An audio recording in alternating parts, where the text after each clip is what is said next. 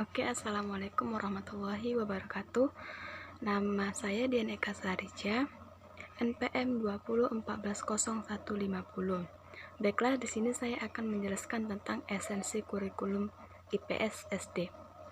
Pengertian kurikulum dari segi bahasa, kurikulum berasal dari bahasa Latin curriculum, yang semua berarti a running course of race course, yaitu suatu jarak yang harus ditempuh oleh pelari atau kereta dalam perlombaan dari awal hingga akhir. Selain itu, kata kurikulum juga terdapat dalam bahasa Prancis courir, yang arti tuturan, yang berarti berlari. Menurut pandangan lama, kurikulum adalah sejumlah mata pelajaran yang harus ditempuh oleh murid untuk memperoleh ijazah.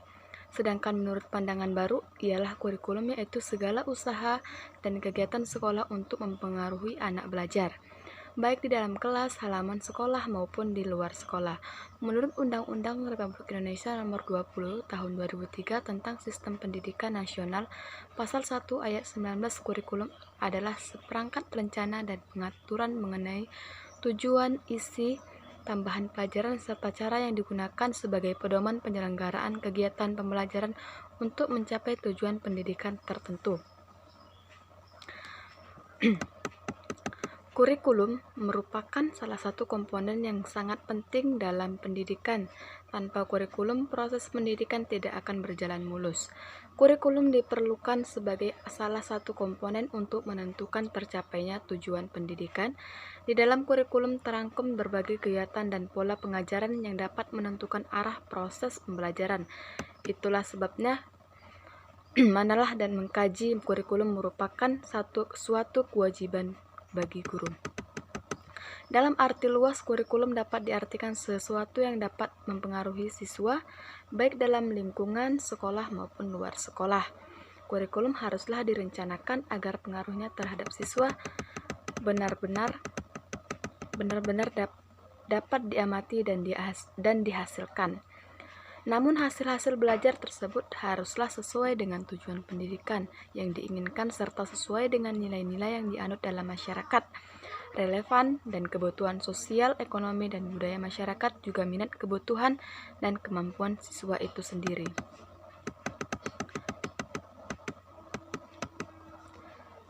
Fungsi kurikulum.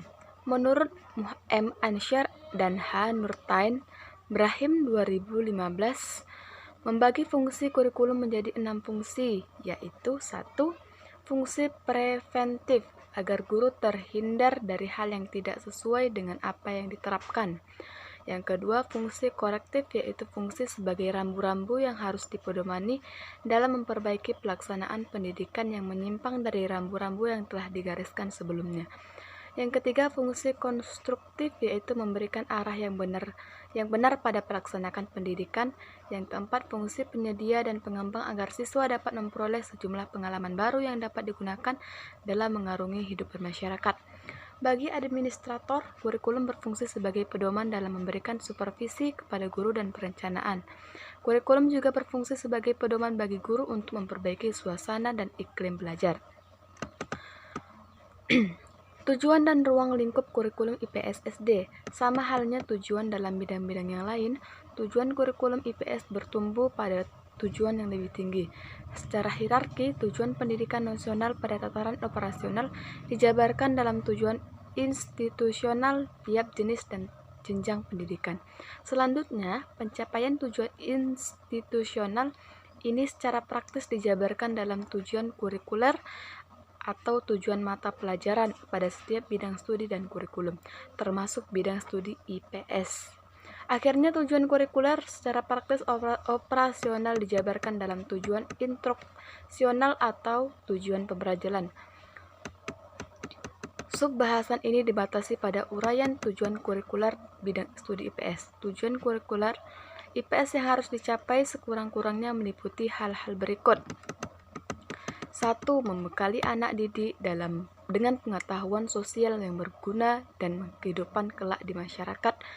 Yang kedua, membekali anak didik dengan kemampuan mengidentifikasi, menganalisis, dan menyusun alternatif pemecahan masalah sosial terjadi dalam kehidupan di masyarakat. Yang ketiga, membekali anak didik dengan kemampuan berkomunikasi dengan sesama warga masyarakat dan berbagai bidang keilmuan serta bidang keahlian.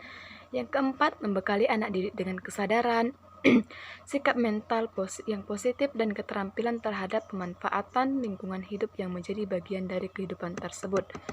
Yang kelima, membekali anak didik dengan kemampuan mengembangkan pengetahuan dan keilmuan IPS sesuai dengan perkembangan kehidupan masyarakat, ilmu pengetahuan dan teknologi. Ruang lingkup kurikulum IPS SD: 1. Manusia, tempat, dan lingkungan. Yang kedua, waktu, berkelanjutan, dan perubahan. Yang ketiga, sistem sosial dan budaya. Yang keempat, perilaku ekonomi dan kesejahteraan. Manfaat pendidikan IPS SD: pengalaman langsung. 1. Pengalaman langsung apabila guru IPS memanfaatkan lingkungan alam sekitar sebagai sumber belajar. Yang kedua, kemampuan mengidentifikasi, menganalisis, dan menyusun alternatif pemecahan masalah sosial yang terjadi di masyarakat. Yang ketiga, kemampuan berkomunikasi dengan sesama warga masyarakat. Keempat, kemampuan mengembangkan pengetahuan sebagai bekal untuk melanjutkan pendidikan ke jenjang yang lebih tinggi untuk mempersiapkan diri untuk terjun sebagai anggota masyarakat. Perkembangan kurikulum IPS SD: 1. Kurikulum rencana pelajaran pada tahun 1947 sampai 1968.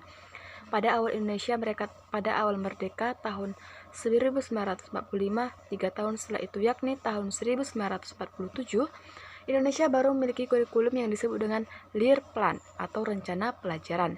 Tahun 1950, rencana pelajaran harus diterapkan di sekolah-sekolah dan kemudian disempurnakan dalam kurikulum di tahun 1952.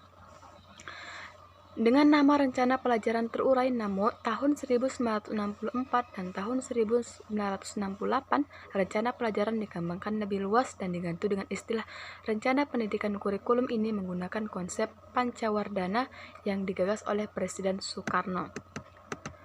1. Rencana pelajaran 1947. A. Merupakan kurikulum pertama di Indonesia. Rencana pembelajaran yang disusun harus memperhatikan 1. Mengurangi pendidikan pikiran. Yang kedua, menghubungkan isi pelajaran dengan kehidupan sehari-hari. Yang ketiga, memberikan perhatian kepada kesenian. Yang keempat, mengingatkan pendidikan watak. Yang kelima, meningkatkan pendidikan jasmani. Yang keenam, meningkatkan kesadaran bernegara dan bermasyarakat. Yang B. Istilah kurikulum dapat digunakan. Istilah yang digunakan adalah perencanaan. Unsur pokok kurikulum adalah 1. Daftar jam pelajaran atau struktur program. Yang kedua, garis besar program pembelajaran. Yang C. Merupakan kurikulum dengan mata pelajaran terpisah-pisah. Rencana pembelajaran pada tahun 1950. 1. Lahirnya karena tuntutan Undang-Undang Nomor 4 Tahun 1950 tentang dasar-dasar pendidikan dan pengajaran di sekolah. Yang B. Istilah kurikulum belum digunakan istilah yang dipakai secara rencana pembelajaran. C. Kurikulum ini masih relatif sama dengan rencana pelajaran 1947. Yang ketiga, rencana pelajaran tahun 1958. A. Merupakan penyempurnaan dari rencana pelajaran 1950. Yang B. Digunakan sampai dengan tahun 1964. Yang keempat, rencana pelajaran tahun 1964. A. Merupakan penyempurnaan dari rencana pelajaran 1958. B. Digunakan sampai tahun 1968. Yang C. Terdapat pembagian kelompok cipta, rasa, karya, dan krida. Sistem pendidikan masa ini dikenal dengan sistem Pancawardhana atau sistem 5 aspek perkembangan, yaitu perkembangan moral, perkembangan intelijensia, perkembangan emosional atau artistik, perkembangan kepribadian, dan perkembangan jasmaniah. Yang E. Fokus kurikulum 1964 ini lebih menekankan pada pengetahuan dan kegiatan fungsional praktis. Yang kelima, kurikulum pada tahun 1968. A. Kurikulum terpadu pertama di Indonesia. Beberapa mata pelajaran ilmu hayat, ilmu alam, dan sebagainya mengalami fusi menjadi ilmu pengetahuan alam atau IPA. Struktur program ini menjadi 1. Pembinaan jiwa Pancasila, 2. Pengetahuan dasar, dan 3. Kecakapan khusus. Yang C, kurikulum pada tingkatan SD 1968 dibagi menjadi 3 kelompok besar. Pertama, kelompok pembinaan Pancasila, pendidikan agama, pendidikan kewarganegaraan, pendidikan bahasa Indonesia, bahasa daerah, dan olahraga. Kedua, kelompok pembinaan pengetahuan dasar, berhitung, ilmu pengetahuan alam, pendidikan kesenian, pendidikan kesejahteraan, keluarga, termasuk ilmu kesehatan. Ketiga, kelompok kecakapan khusus, kejuruan agraria, pertanian, peternakan, perikanan, kejuruan teknis, pekerjaan tangan atau perbekalan, kejuruan ketalaksanaan atau jasa, koperasi, tabungan. Untuk pengetahuan dasar meliputi mata pelajaran 1 berhitung 2, pelajaran 1 berhitung, 2 IPA, 3 pendidikan. Yang D, untuk pertama kalinya istilah kurikulum dipakai di Indonesia. Kurikulum pada tahun 1975 A lahir sebagai tuntutan ketetapan MPR nomor 4 atau MPR 1973 tentang GHBN 1973 dengan tujuan pendidikan membentuk manusia Indonesia untuk pembangunan nasional di berbagai bidang. B, struktur program untuk SD meliputi bidang studi agama, pendidikan moral Pancasila, bahasa Indonesia, IPS, matematika, IPA, olahraga dan kesehatan, kesenian dan keterampilan khusus.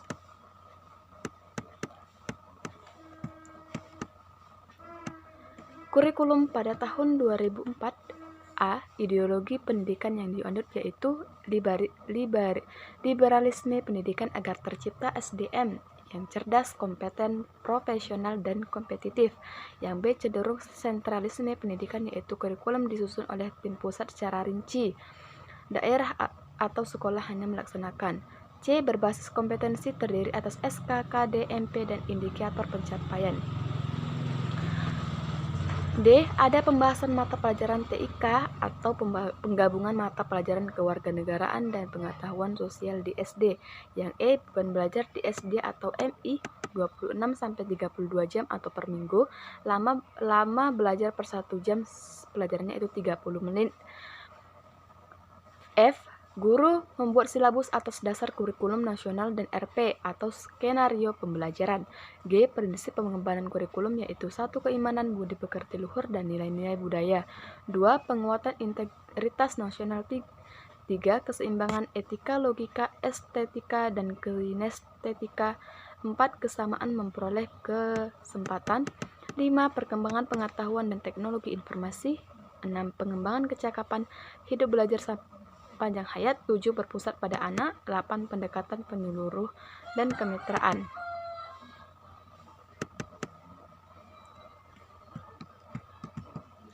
Rencana Kurikulum IPS SD 2013.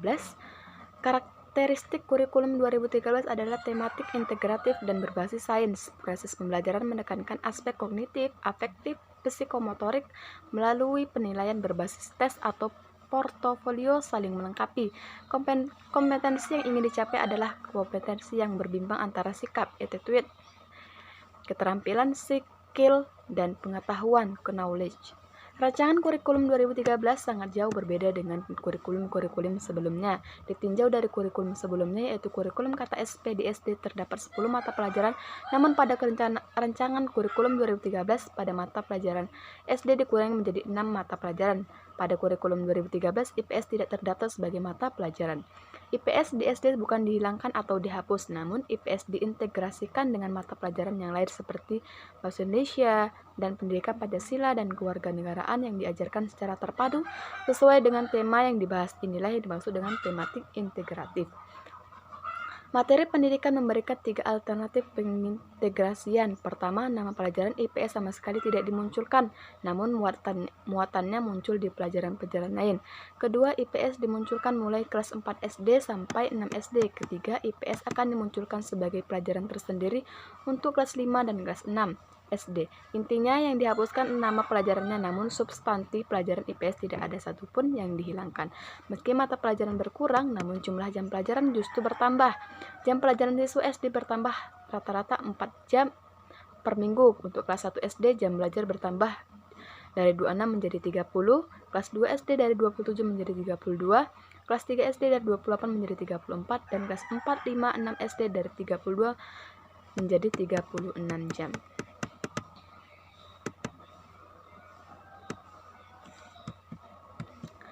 Mungkin itu yang bisa saya jelaskan tentang esensi kurikulum. Wassalamualaikum warahmatullahi wabarakatuh.